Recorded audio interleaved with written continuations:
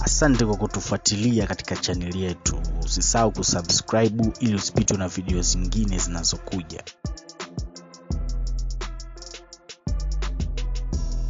Kuna machapisho mengi mbalimbali ya watu ambao yameelezea jinsi ya kupima mimba mwenyewe nyumbani kwa kutumia vitu vinavyopatikana kirahisi nyumbani kwako kama vile sukari, chumvi, dawa ya meno na baking powder.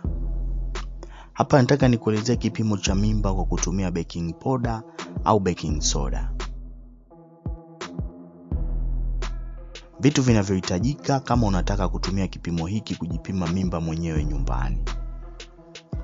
Andaa baking powder ambayo hutumika kwa ajili ya maandazi. Zinapatikana kwa urahisi madukani na haijalishi ni aina gani ya baking powder. Vikombe au mabakuli mawili kwa ajili ya kukusanyia mkojo na la kuchanganyishia mkojo na baking powder. Jinsi ya kufanya kipimo. Mimina kiasi kidogo cha baking powder kwenye bakuli moja safi. Kusanya mkojo kwenye bakuli lingine safi. Inashauriwa kutumia mkojo wa kwanza wa asubuhi kwa kuwa una kiwango kikubwa cha homoni za mimba. Chukua mkojo na umimine taratibu kwenye bakuli lenye baking powder. Kama una mimba, nini kitatokea?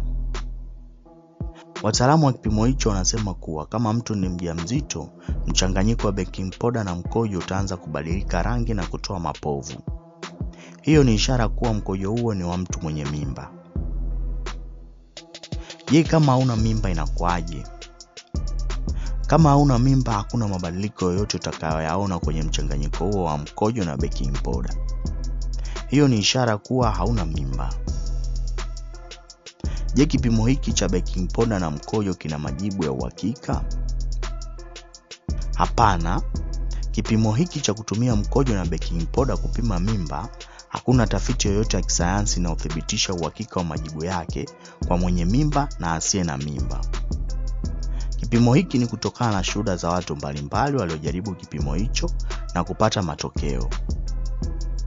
Mabadiliko hayo kwenye mchanganyiko wa baking powder na mkojo ni kutokana na kemikali zinazotolewa na mkojo kutokana na kula vyakula vya aina mbalimbali. Hivyo kwa wanaotumia kipimo hiki kuna wanaopata majibu ya ukweli na kuna wanaopata majibu ya uongo.